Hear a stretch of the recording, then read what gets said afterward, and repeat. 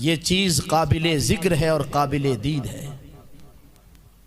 میرے عزیز دوستو، یہاں غور کرنے والی بات یہ ہے کہ فاروق اعظم رضی اللہ تعالیٰ عنہ، جن کی ذات سے اسلام کو اتنا فائدہ پہنچا، ان کے دل میں اسلام کی محبت پیدا ہوئی ان کی بہن کے ایک جملے سے۔ اور وہ جملہ کیا تھا؟ جسم کو ٹکڑوں میں تبدیل بھی کر دو گے تو یہ اسلام اب دل سے نہیں نکلے گا۔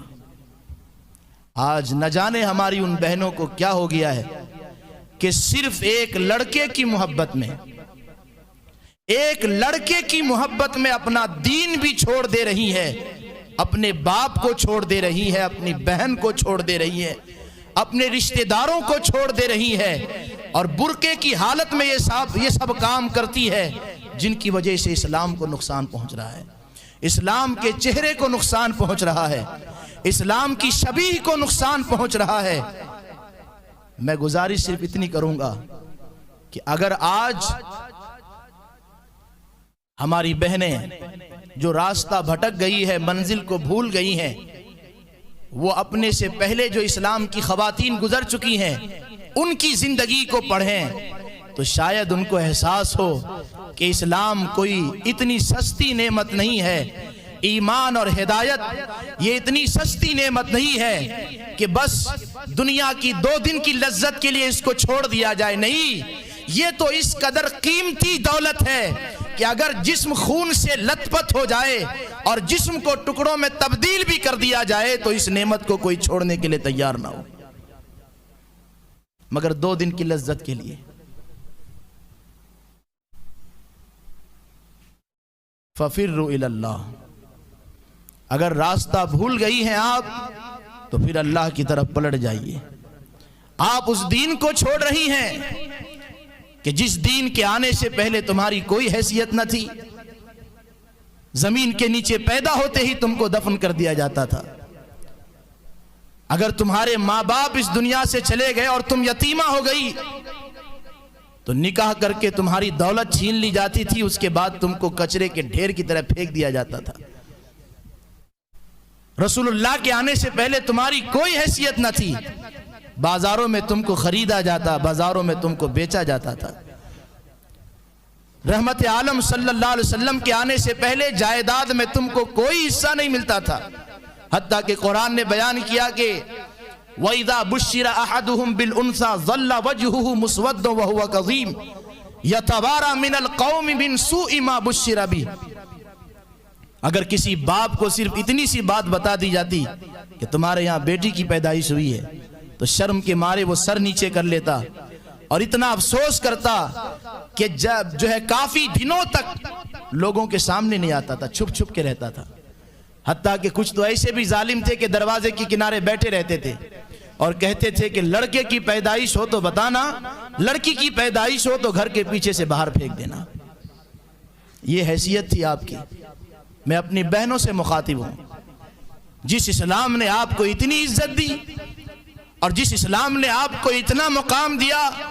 کہ رحمت عالم صلی اللہ علیہ وسلم نے ارشاد فرمایا، جب حضرت دہیہ کلبی رو رہے تھے حضور کے سامنے، یا رسول اللہ میں نے اپنی بچی کو دفن کر دیا جب میں جاہلیت کے دنوں میں تھا، تو میرے نبی نے فرمایا چلو ان الاسلام یہدم ما کان قبلہ، اسلام لانے کے بعد پہلے کے سارے گناہوں کو اسلام مٹا دیتا ہے۔ مگر آج محمد عربی یہ پیغام دے رہے ہیں کہ میرے آقا نے اس موقع پہ فرمایا،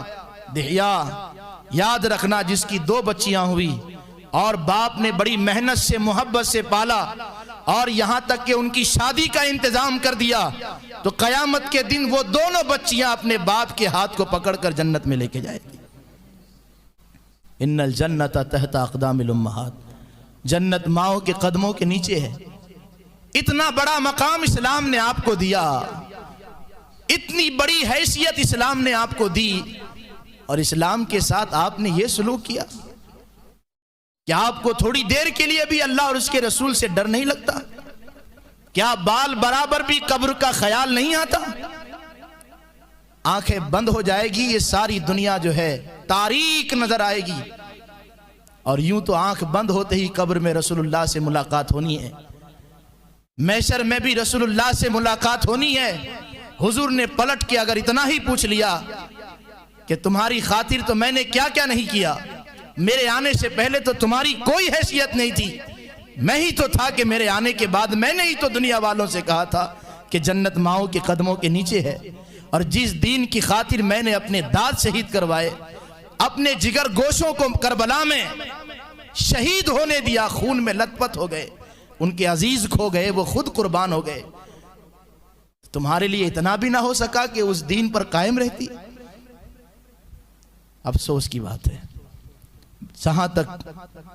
حقیقت ہے وہ یہی ہے کہ یہ سب کام وہی بچیاں کر رہی ہے کہ جن کے باپ میں بھی دین نام کی کوئی چیز نہیں، اور جن کی ماں میں بھی دین نام کی کوئی چیز نہیں، جن کے گھر میں بھی دین نام کی کوئی چیز نہیں، بس وہ نام کے مسلمان ہے، نام ہوگا احمد عبد الرحمن، ورنہ حقیقت یہ ہے کہ اسلام نام کی کوئی چیز ان کی زندگی میں نہیں ہے۔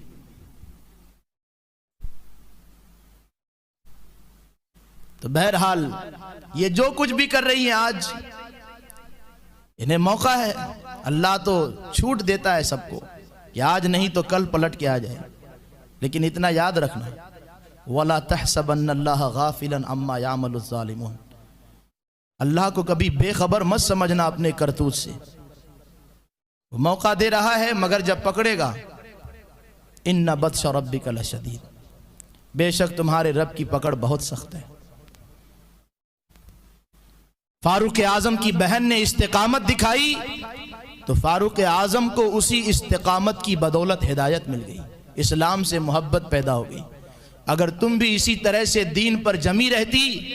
دین پر استقامت کا مظاہرہ کرتی، تو شاید تمہارے کردار سے اسلام کو فائدہ پہنچتا، بلکہ یقیناً پہنچتا،